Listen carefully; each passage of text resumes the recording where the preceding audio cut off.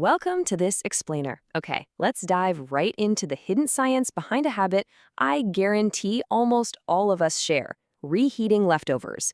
We're going to unpack some pretty extensive nutritional biochemistry today to see how exactly reheating certain foods silently affects your body over time. Now, this isn't about fear-mongering, it's about translating complex food science into actionable knowledge so you can just make better choices in your own kitchen. 2 billion. Just think about that number for a second. Over 2 billion people across the globe reheat their leftovers every single day. And we all kind of operate on this one built-in assumption, right? We figure, hey, if I blast this with enough heat, it's completely safe to eat. But, well, modern food chemistry tells a totally different story. That assumption actually carries some hidden health costs that most of us are completely oblivious to. Now, here is a number I really want you to remember: 1 in 6.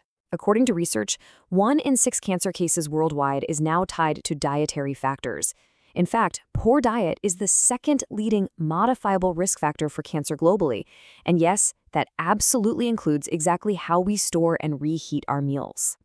To really grasp this, we need to completely reframe how we think about food safety.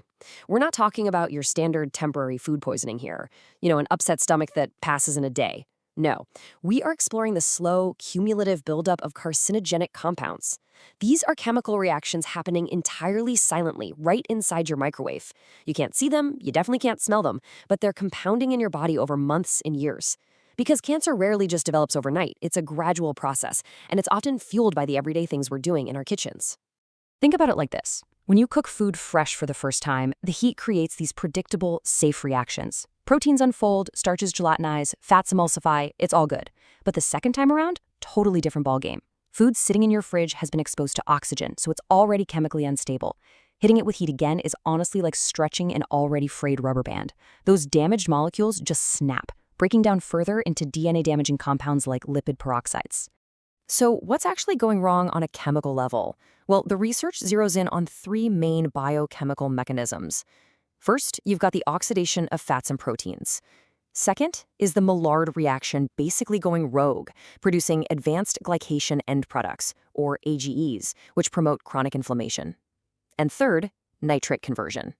Keep these 3 mechanisms in the back of your mind, because these are the hidden culprits we're going to see popping up in the everyday foods we're looking at today.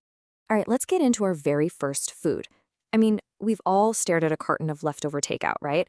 Cooked rice. It is a massive daily staple for over 3 billion people, which means popping it in the microwave is a deeply ingrained habit all over the world. But here's the wild part.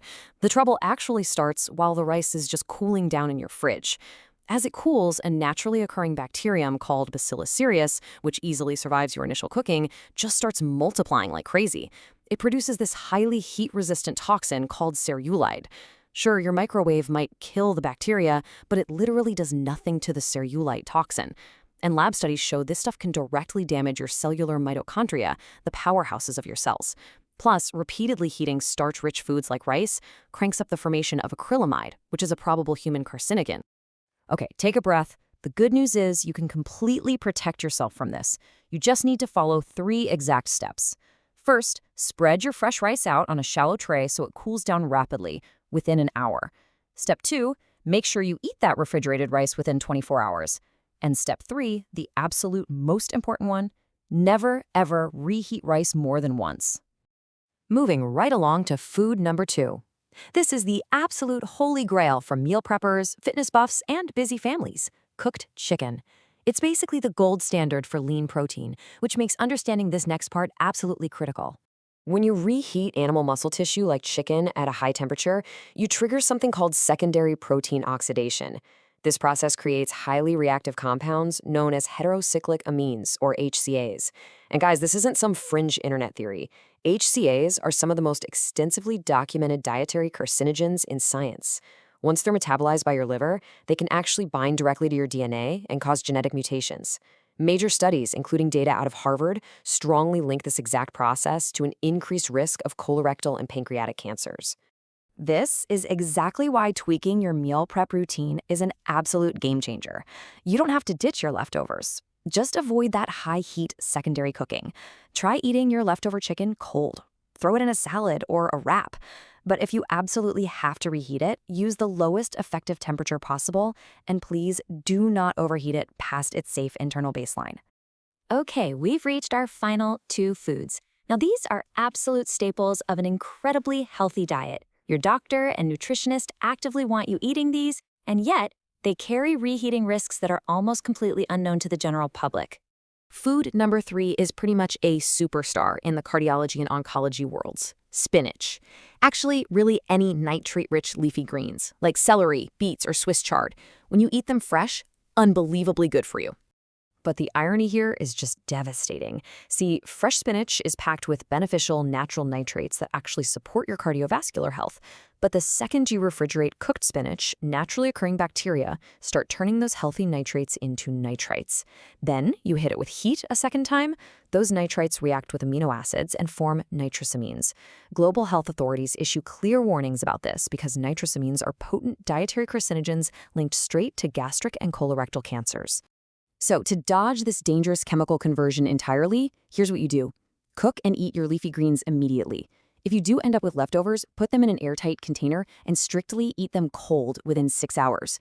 You should honestly never refrigerate cooked spinach with a plan of reheating it later. It's just not worth it. And finally, food number 4. This is the one that seriously surprises almost everybody. Eggs. By pretty much every nutritional standard, eggs are one of the most complete foods on the planet, just loaded with essential amino acids, choline, and antioxidants. The sneaky problem here is all in the yolk, which is packed with fats and cholesterol. When you cook an egg the first time, those fats go through a totally normal stage of oxidation. But when you reheat eggs at high temps, it sparks a rapid secondary lipid oxidation. This creates byproducts called oxysterols, and oxysterols are genotoxic. That means they are directly toxic to the literal genetic material inside your cells. On top of that, reheating actually degrades the egg's amino acids, making the proteins much harder to digest and causing oxidative stress right in your gut lining. So, what's the workaround? Just skip the microwave entirely for those leftover scrambled eggs. Eat them fresh. If you love prepping in advance, hard-boil your eggs, keep them in their shells in the fridge, and just eat them cold. If you absolutely must warm up an egg dish, use indirect heat, like a warm water bath, and keep it safely below 165 degrees Fahrenheit. Let's just take a step back and look at the whole picture here. It is honestly fascinating and a little scary to see how 4 entirely different foods go through such distinct, dangerous biochemical transformations just by getting exposed to a second round of heat. Rice gives you bacterial toxins and acrylamide. Chicken breaks down via protein oxidation. Spinach goes through that nasty nitrate conversion. And eggs suffer from cholesterol oxidation. Now again, none of this is meant to scare you. This is just thoroughly documented food biochemistry.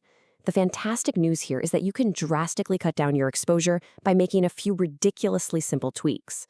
Cook fresh whenever you can. Plan your portions so you don't even have leftovers to begin with. Never reheat any food more than once. One cook, one reheat, that's it. Grab a food thermometer to keep your gentle reheating below 165 degrees, and whenever possible, use a low-temp oven instead of the microwave to avoid those crazy localized hotspots that speed up all these oxidation reactions. We've dug into some pretty shocking molecular secrets today, right? So I want to leave you with this question to ponder. Which of these 4 foods surprised you the most? The science is real, the risks are real, but as you've seen, the solutions are so incredibly simple. Think about someone in your life, maybe a college kid living off meal prep, or a partner who microwaves their eggs every single morning, and share this explainer with them. Everyone deserves the chance to make informed decisions about their own health. Thanks so much for joining me, and keep learning.